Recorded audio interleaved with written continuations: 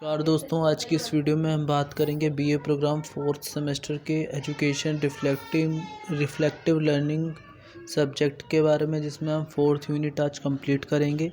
इसमें हम जानेंगे चिंतनशीलता के विभिन्न मॉडल्स क्या हैं, उनकी प्रक्रिया क्या है और उनका अभ्यास कैसे किया जा सकता है। उन सब चीज़ों के बारे में हम चर्चा करेंगे।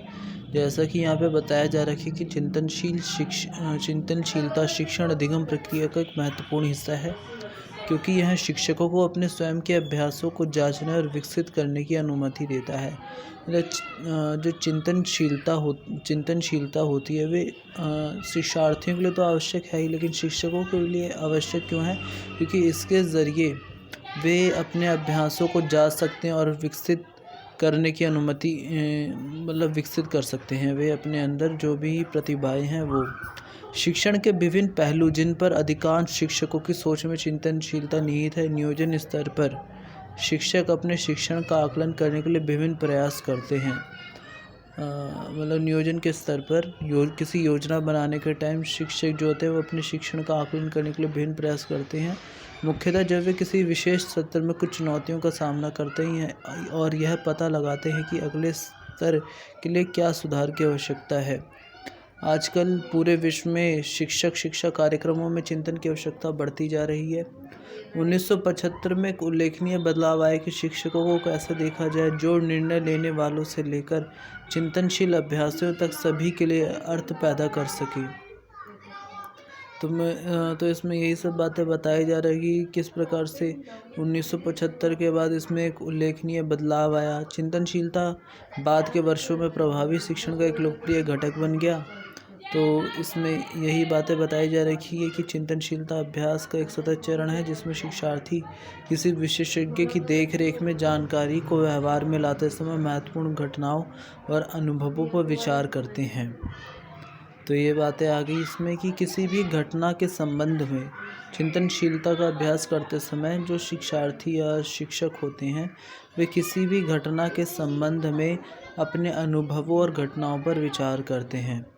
यहाँ पे पांडा और जुवाह ने विभिन्न अध्ययनों को मूल्यांकन करने के बाद सीखने और व्यावसायिक विकास में चिंतनशीलता की एक उदार प्रणाली का प्रस्ताव रखा है। यह पद्धति एक रचनावादी दृष्टिकोण पर आधारित है, जिसमें शिक्षार्थी निर्देशित अधिगम से अपने स्वयं के ज्ञान प्रदर्शनों की सूची बनाने के लिए प्रगति करता है। इसके बारे में हम आगे पढ़ेंगे, जिसमें हम मॉडल्स पढ़ेंगे इसमें। तो यहाँ पे चिंतनशीलता की प्रक्रिया बताई जा रही है कि चिंतन हमारे दिनचर्या का एक सामान्य हिस्सा है।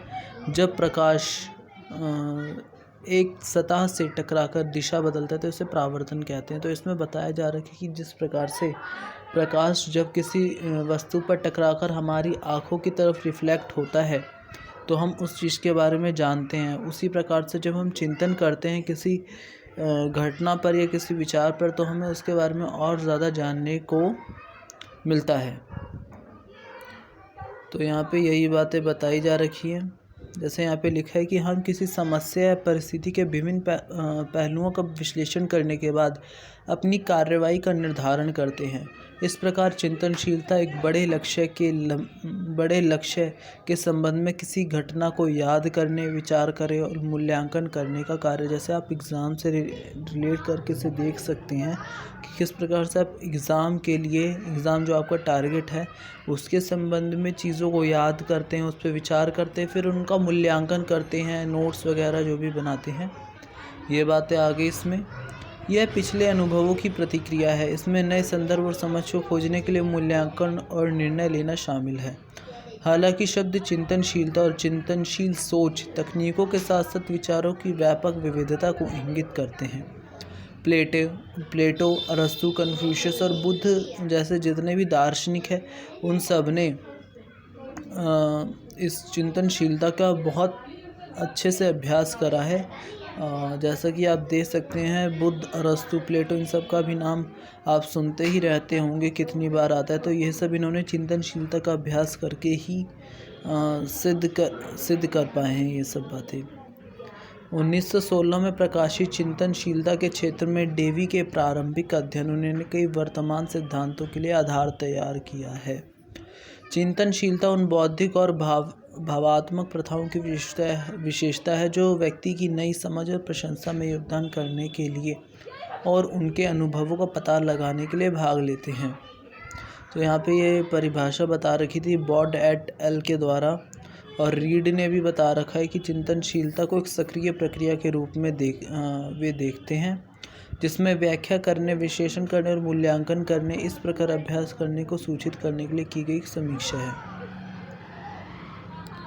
जैसा कि यहाँ पे बताया जा रखा है कि उपरोक्त अवधारणाओं के आधार पर हम निष्कर्ष निकाल सकते हैं कि चिंतनशीलता एक ऐसा चरण है जिसके माध्यम से शिक्षार्थी अपने स्वयं के अनुभवों का विश्लेषण कर सकता है ताकि सूचित निर्णय लिया जा सके। तो ये चिंतनशीलता के बारे में यहाँ पे एक छोटा सा ये पॉइंट निकल के आता है कि चिंतनशीलता एक ऐसा चरण है, एक ऐसा स्टेप है जिसके माध्यम से शिक्षार्थी, चाहे वो शिक्षक हो या स्टूडेंट हो, वे अपने स्वयं के अनुभवों का विश्लेषण कर सकता है और एक निर्णय ले सकता है, सूचित निर्णय। यह विचार करने का एक तरीका है जिसमें हम अपनी धारणा को समझाने के लिए किसी चीज़ पर सक्रिय रूप से विचार करते हैं। तो ये सब बातें आ गई इसमें। और फिर यहाँ पे आप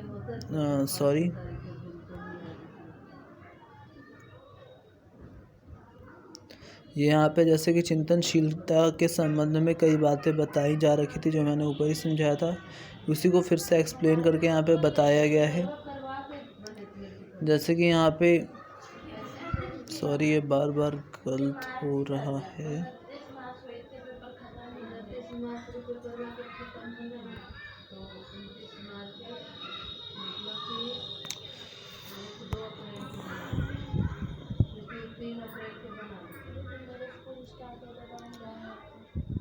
तो यहाँ पे जैसे कि बताया जा रखा है कि शिक्षण में चिंतन और चिंतन की प्रक्रियाओं के संबंध में डेवी के कार्यों ने दर्शकों के पेशेवर और शैक्षणिक रुचि को चिंतनशीलता के अभ्यासों में जगाया है। ये सभी मूल्यांकनात्मक दावे हमें आमतौर पर इस विचार से संबंधित प्रतीत होते हैं कि चिंतनशीलता किसी मुद्दे से एकदम पीछे हटने और सबूतों की जांच करने पर आधारित है। तो यहाँ पे ये सब जो बातें लिखी है वे सब थ्योरी हैं। यहाँ पे जैसे कि यहाँ पे चिंतनशीलता सोच के दृष्टिकोण यहाँ पे बताए गए हैं। उपागम, तो शिक्षकों के चिंतनशील विचार के अर्थ में चिंतनशील सोच पर साहित्य 3 सामान्य दृष्टिकोण की पहचान करता है। एक होता है संज्ञानात्मक, दूसरा है आलोचनात्मक और तीसरा है कथात्मक दृष्टिकोण। जो संज्ञानात्मक दृष्टिकोण है वह इस बात पर बल देता है कि शिक्षक ज्ञान की व्याख्या कैसे करते हैं, निर्णय कैसे लेते हैं, और इसके विपरीत जो आलोचनात्मक दृष्टिकोण है वो नैतिकता और नैतिक तर्क से संबंधित है। तो यहाँ पे संज्ञानात्मक दृष्टिकोण के बारे में बताया गया है।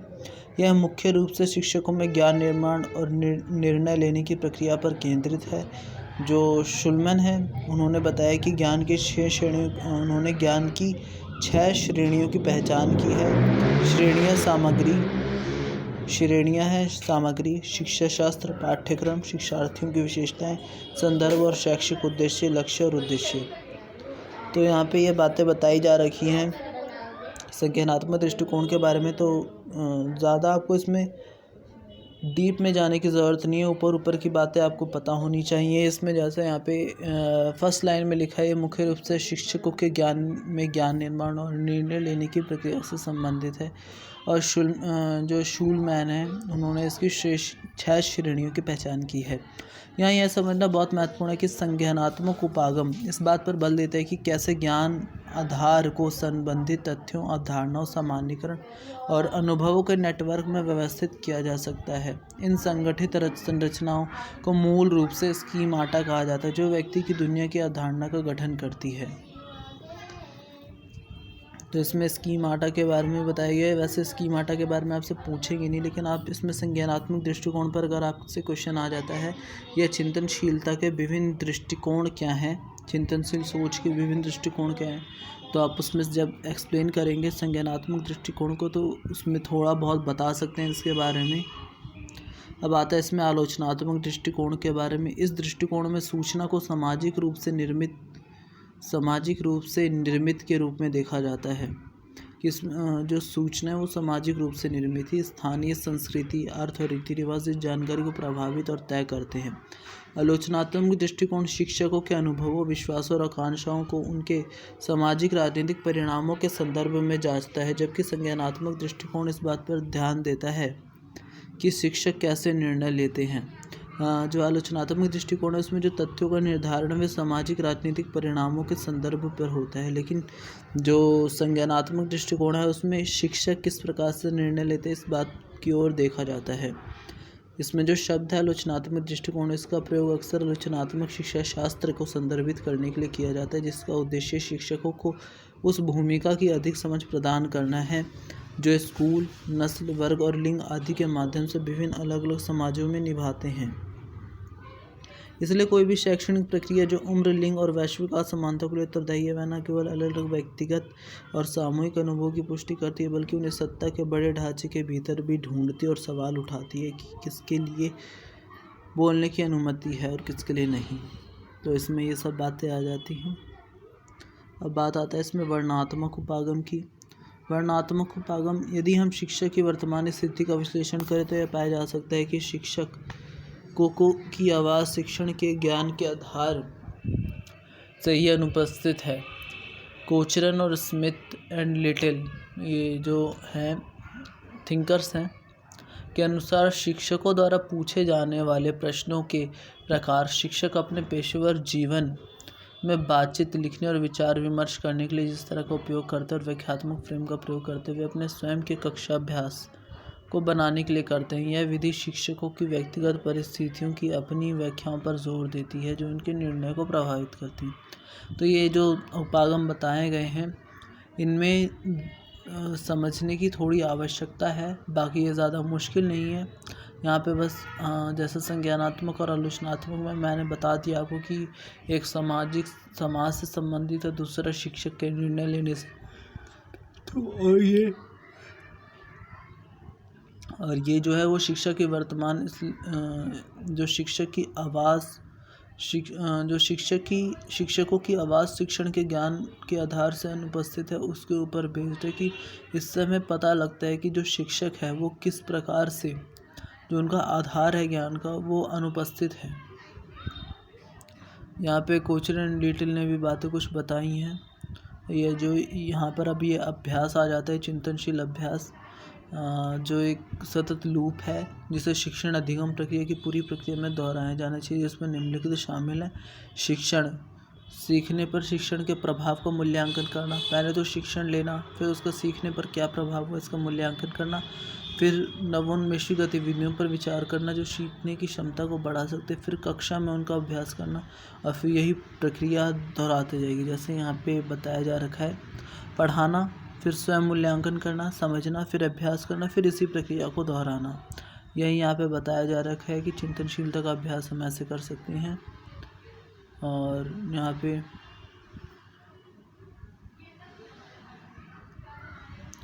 जैसे यहाँ पे और भी कई बिंदु थे, ये यहाँ पे जैसे बताया जा रखा है, सॉरी,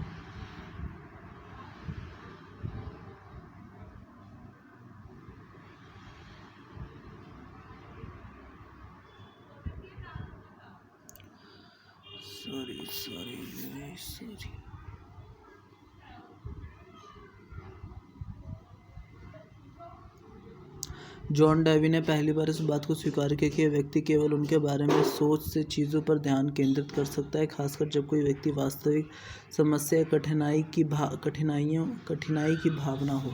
डेवी ने आत्मनिरीक्षण के 3 चरणों का प्रस्ताव रखा है: समस्या, परिभाषा, विश्लेषण और सामान्यीकरण। तो इसमें ये तीनों बातें आ जाती है। जॉन डेवी का ने जो बात बताई थी चिंतनशीलता पे, उसके बारे में।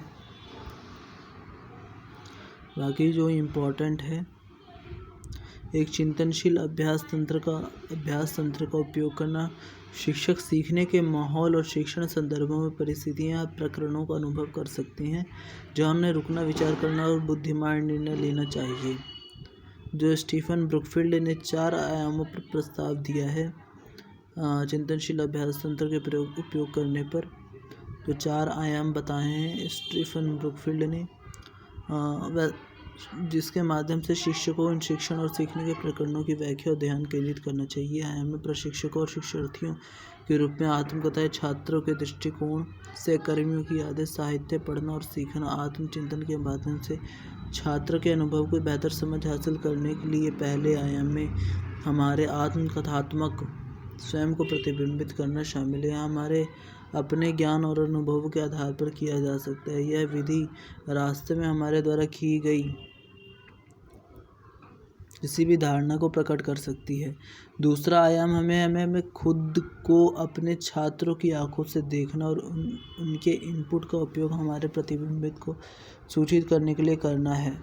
यह चिंतनशील प्रक्रिया हमें सीखने के वातावरण में काम पर छिपी शक्ति की गतिशीलता से अवगत कराती है, जो छात्रों के सीखने के परिणामों को प्रभाव डाल सकती है। तीसरा आयाम हमें एक सहकर्मी की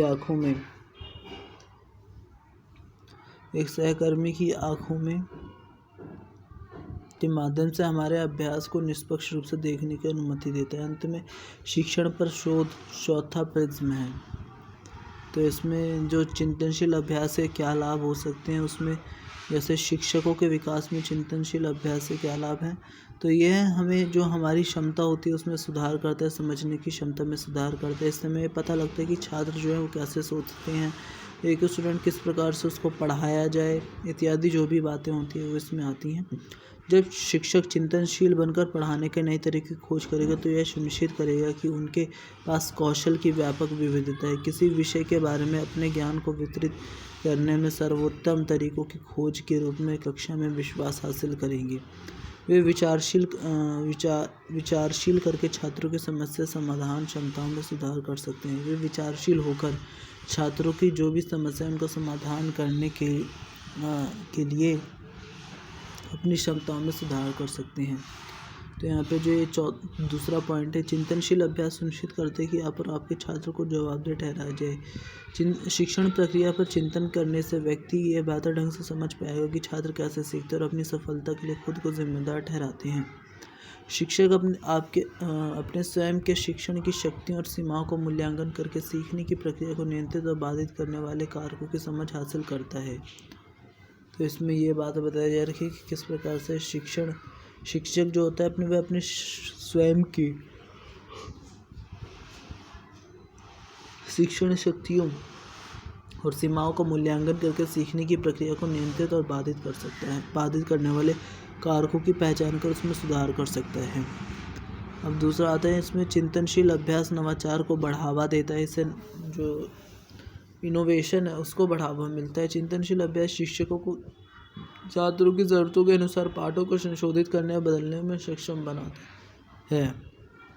अगर पाठ में कोई त्रुटि है तो उसको शिक्षक स्वयं भी दूर कर सकता है और छात्रों को भी दूर करवा सकता है। सफलता प्राप्त कराने के लिए कोई भी वर्तमान प्रथाओं का प्रयोग के साथ जोड़ा जा सकता है, जिसमें शिक्षण के नए विचार और दृष्टिकोण प्राप्त हो सकते हैं। छात्रों के पास सीखने का एक समृद्ध अनुभव होता है। अब इसमें चौथा पॉइंट आता है, चिंतनशील अभ्यास सहभागिता को बढ़ावा देता है। इससे सहभागिता बढ़ाने में मदद मिलती है। चिंतन आपको अपने निर्णय को समझने और युक्ति संगत बनाने की अनुमति देकर अपने स्वयं के अभ्यास पर सवाल उठाने के लिए जगह देते हैं। शिक्षकों को विभिन्न दृष्टिकोणों की बेहतर समझ हासिल करने में सक्षम बनाता है, जो उन छात्रों से हो सकता है जो अपनी ताकत और रुचि और विकास पर ध्यान केंद्रित करते हैं या विभिन्न रणनीतियों वाले सहयोगियों से सर्वोत्तम अभ्यास साझा कर रहे हैं। जैसे आप उनकी रुचि और क्षमताओं के प्रति अधिक जागरूक होते जाते हैं और वे अधिक रुचि रखते हैं।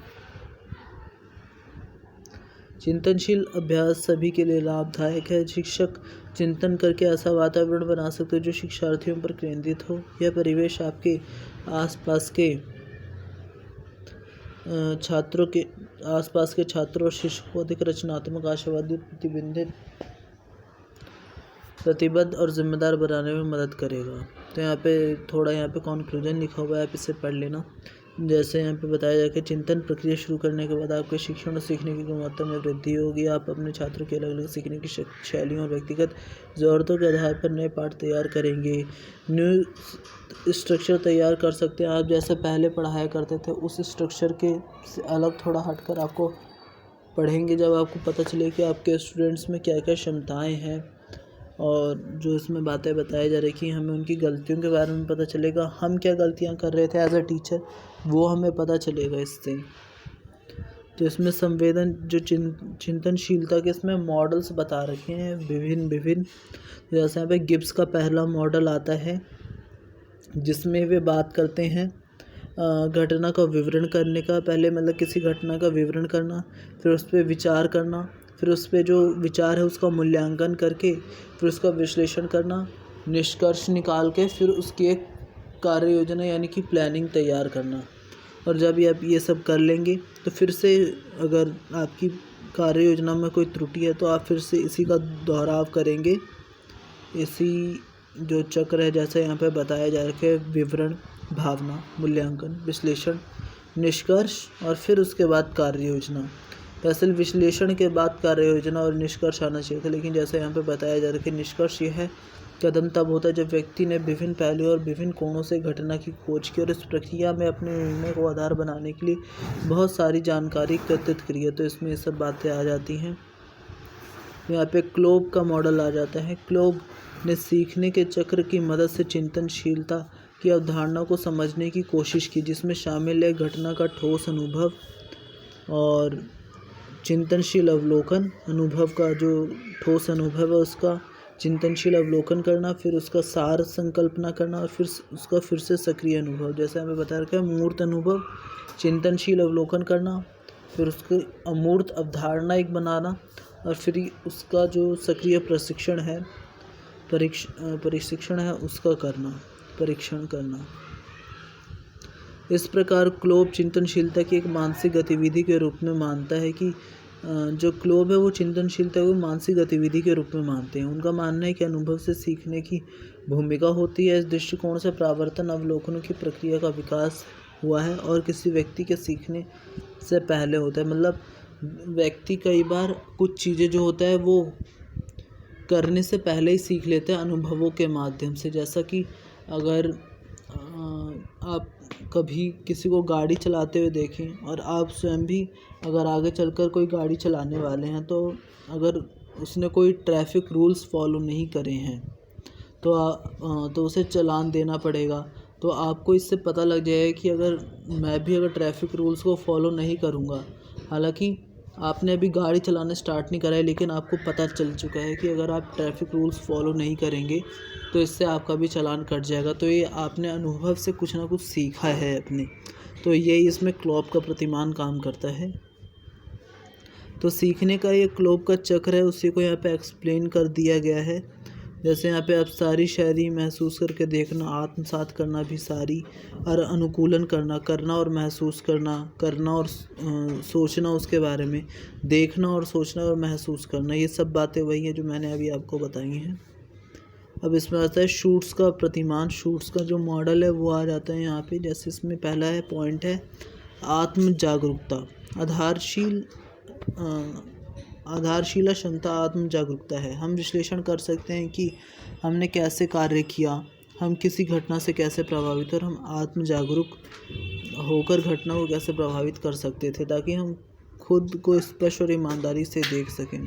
तो इसमें ज़्यादा कुछ नहीं। इसमें शूट्स का जो चिंतनशीलता का मॉडल है उसमें हम आत्म जागरूकता पे बल देते हैं। पहले तो कि हम किसी घटना के बारे में स्वयं कितना जानते हैं, हम उसके बारे में कितना जान सकते थे और उसका मूल्यांकन किस प्रकार से कर सकते थे। फिर उसका एक संक्षिप्त विवरण तैयार करना ताकि अगर हमसे कोई पूछे उस बारे में, इस प्रकार से संक्षिप्त विवरण जिसमें महत्वपूर्ण जो भी बिंदु हैं या विशेषताएं हैं वो हमें याद होनी चाहिए ताकि अगर हमसे कोई पूछे तो हम उसका जो अगर कोई व्यक्ति उस घटना के समय वहाँ नहीं है, जैसे अगर कहीं पे कोई एक्सीडेंट हुआ और आप वहाँ पे मौजूद हैं तो आप उस घटना के बारे में अच्छे से जान सकते हैं।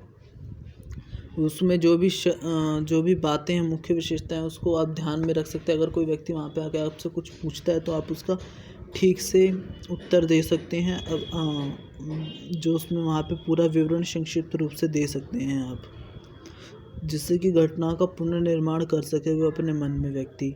आलोचनात्मक विश्लेषण। सफल चिंतनशील अभ्यास के लिए आलोचनात्मक विश्लेषण एक महत्वपूर्ण कौशल है।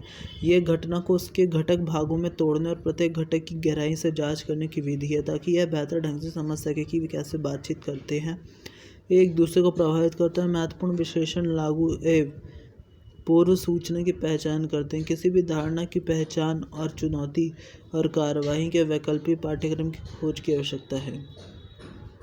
अब इसमें चौथा पॉइंट आ जाता है संश्लेषण का। जब नए भावनाओं या व्यवहारों को पुराने के साथ जोड़ा जाता है तो संश्लेषण चिंतनशील के माध्यम से संतोषजनक परिणाम प्राप्त करने में सक्षम बनाता है। प्रगति को प्रभावित करने और नए दृष्टिकोण या अंतर्दृष्टि प्राप्त करने के लिए क्षमता वाले व्यक्ति को मूल सोच में संलग्न होना चाहिए। ये इस बिंदु पर है जहाँ सच्ची शिक्षा होती है, क्योंकि भविष्य के अभ्यास को बेहतर ढंग से सूचित करने के लिए नई जानकारी का संश्लेषण होता है। मूल्यांकन किसी चीज़ के मूल्य पर निर्णय लेने के पीछे मुड़कर देखने की क्षमता को मूल्यांकन के रूप में जाना जाता है। बाह्य रूप से पूर्व निर्धारित आवश्यकताओं या दिशा निर्देशों के तहत या आंतरिक रूप से स्व मूल्यांकन की एक व्यक्तिगत पद्धति के रूप में मूल्यांकन किया जा सकता है। तो इसमें मूल्यांकन वही सब बातें हैं, संश्लेषण वगैरह जैसा ऊपर में बातें आई थी, बस इसमें सब मॉडल एक ही बात की ओर इंगित करते हैं, लेकिन कुछ बातें सब में थोड़ी थोड़ी चेंज है। उसमें जैसा शॉन का एक मॉडल आ जाता है लास्ट, क्रिया पर चिंतनशीलता, क्रिया में चिंतनशीलता और क्रिया के लिए चिंतनशीलता। तो जैसा कि यहाँ पे बताया जा रखा है, जो क्रिया पर चिंतनशीलता होती है वो एक पेशेवर के अनुभवों को देखने और उनकी भावनाओं से जुड़ने और उपयोग में विशिष्ट सिद्धांतों में भाग लेने के रूप में परिभाषित किया जा सकता है कि हमने जो भी क्रिया करी है उस पर जो हमें अनुभव है उसके ऊपर हमारी चिंतनशीलता कैसी है। यह उस तंत्र को संदर्भित करता है जिसके द्वारा शिक्षक सक्रिय रूप से शिक्षण करते समय निर्णय लेते हैं। जैसे शिक्षक कक्षा में छात्रों की ज़रूरतों को पूरा करने के लिए रचनात्मक तरीके से खोजने के लिए अपने व्यापक अनुभव और विशेषज्ञता का उपयोग करते हैं और कुछ प्रक्रिया को बेतरतीब ढंग से नियोजित करने के बजाय बेतरतीब ढंग से नियोजित करने के बजाय यहाँ पे जो क्रिया पर चिंतनशीलता है उसके बारे में हम आगे इसकी छोटी सी एक डेफिनेशन है उसको हम पढ़ेंगे एक बार। कि जो क्रिया पर जो चिंतनशीलता है उसमें ज़्यादा बातें आती नहीं है। इसमें बस ये है कि इसमें जो भी हम क्रिया कर रहे हैं हमें बस उसके बारे में चिंतनशील सोचना है और उस पर विचार करना है, ताकि इससे हम जो भी हम क्लास अगर एज अ टीचर अगर मैं कहूँ तो क्लास में क्या क्या चीज़ें हैं उस पर हम विचार करें, एक नया रचनात्मक रूप से किसी नई चीज़ को विकसित करें, कोई नया तंत्र विकसित करें, इसमें यह बातें आ जाती हैं। क्रिया में चिंतनशीलता। दूसरा, क्रिया में चिंतनशीलता भी एक महत्वपूर्ण भूमिका है जिसमें यह क्रिया में ज्ञान के संरक्षण पर प्रश्न चिन्ह लगाता है। यह शिक्षकों को संदर्भ की बेहतर समझ रखने और आलोचनात्मक सोच का अभ्यास करने की अनुमति देता है। आलोचनात्मक जो सोच है उसका अभ्यास करने की अनुमति देता है। रिफ्लेक्शन इन एक्शन का जोर एक महत्वपूर्ण मुद्दे की पहचान करने और उसे जल्दी से हल करने पर है।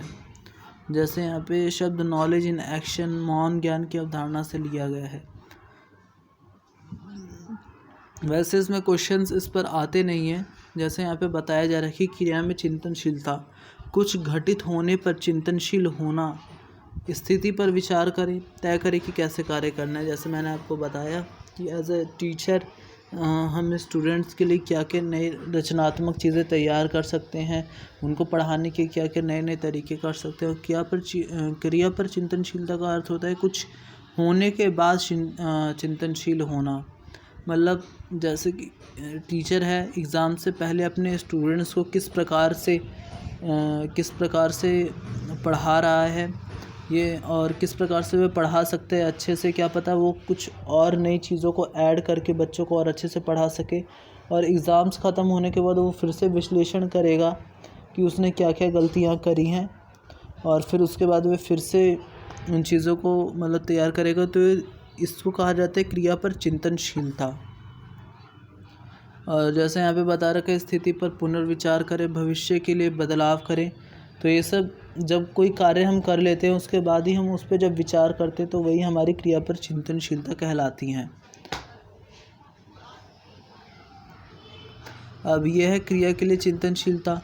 तो ये मूल रूप से साक्ष्य आधारित प्रथाओं द्वारा सूचित किया जाता है। इस संदर्भ में व्यक्तिगत सुधार योजना का उपयोग करके आयोजित किया जाता है। कार्रवाई पर चिंतन करके किया जाता है। और reflection on action, reflection for action शब्दों का इस्तेमाल शिक्षण सीखने की प्रक्रिया की अवधारणाओं के लिए किया जाता है। तो ये सब बातें आ गई। इस प्रक्रिया में आपकी मदद करने के लिए चिंतन के कई मॉडल और उपकरण उपलब्ध हैं। ये सभी आपके अभ्यास में ऑटो पायलट से बाहर निकलने में आपकी सहायता कर सकते हैं, क्योंकि चिंतन चल रहा है और आप एक चिंतन से सीखने का एक अपने अभ्यास और भविष्य में अनुभव आगे ले जाते हैं। अधिकांश मॉडलों के चक्र के रूप में दर्शाया जाता है। तो आप जब इस वीडियो को देख रहे हैं तो इस वीडियो को देखने के बाद जब बुक पढ़ेंगे या बुक पढ़ने के बाद अगर आप ये वीडियो देखेंगे तो आप तब भी चिंतनशील होकर के कुछ ना कुछ सोचेंगे इस बारे में कि आपको किस तरीके से तैयार करना है, अपने नोट्स किस प्रकार से बनाने हैं और आपकी तैयारी क्या है क्या नहीं है, इस पर आप विचार करेंगे तो यही चिंतनशीलता आती है। और जिसके हमने मॉडल ऊपर पढ़े हैं तो ये सब यहाँ पे आ जाता है। जैसे इसमें गिब्स का चिंतनशील चक्र ग्लोब के प्रतिमान को आगे बढ़ाने में अधिक व्यापक है, जिसमें पूरी शिक्षण प्रक्रिया में प्रश्न शामिल हैं। शिक्षण के प्रति चिंतनशील दृष्टिकोण के लिए शिक्षण की समझ और इस प्रक्रिया में स्थिति बदलाव की आवश्यकता है। चिंतनशील अभ्यास बताते हैं कि ज्ञान प्रतिबंध के साथ जोड़ना विकास के लिए एक प्रभावी उपकरण हो सकता है। तो यहाँ पे जैसे चिंतनशील शब्द से आप क्या समझते हैं? चिंतनशीलता को स्वयं और दूसरे की गहरी समझ प्राप्त करने की विधि के रूप में सोचा जा सकता है। इसका समालोचनात्मक विश्लेषण करें तो आप इसमें बता सकते हैं किसी भी कार्य को किसी के द्वारा किए गए कार्यों को किस प्रकार से समझ सकते हैं। आप इसमें स्टूडेंट और टीचर का उदाहरण दे सकते हैं। चिंतनशील अभ्यास को बढ़ावा देने के विभिन्न तरीके क्या हैं? आपको कौन सा सबसे उपयुक्त लगता है, आप इसके बारे में बता सकते हैं। आपको एक मॉडल इसमें दे सकते हैं और इसमें आप दृष्टिकोण भी बता सकते हैं कोई एक। शिक्षकों के साथ छात्रों के लिए चिंतनशील अभ्यास के क्या लाभ हैं? तो आप इसमें बता सकते हैं कि चिंतनशील अभ्यास के क्या क्या लाभ होते हैं छात्रों के लिए। इससे उनको क्या क्या चीज़ें समझने में मदद मिलती है, उनके विचारों में क्या परिवर्तन आता है, ये बाकी बातें जो भी हैं उसमें आप बता सकते हैं। और क्रिया में चिंतन और क्रिया पर चिंतन में क्या अंतर है, जैसा मैंने आपको बता दिया था अभी। और गिब्स द्वारा दिए गए प्रतिमान का वर्णन करें। तो इसमें किसी के भी प्रतिमान का आपसे क्वेश्चन पूछा जा सकता है। आपको बस ध्यान से वैसे तो आपको तीनों के बेसिक्स पता होने चाहिए, बाकी तो आप स्वयं भी बना कर उसको लिख सकते हैं अपनी लैंग्वेज में। तो धन्यवाद। ये था 4th सेमेस्टर BA प्रोग्राम का एजुकेशन रिफ्लेक्टिव लर्निंग का लास्ट चैप्टर। तो थैंक यू वीडियो देखने के लिए। और अगर आपको ऐसी वीडियोस चाहिए तो कमेंट सेक्शन में लिख दे कौन से सब्जेक्ट की चाहिए। और हमारे चैनल को सब्सक्राइब करें। और अगर आपके और भी दोस्त हैं जिनको इसकी ज़रूरत है उनको ये शेयर करें हो सके तो। धन्यवाद।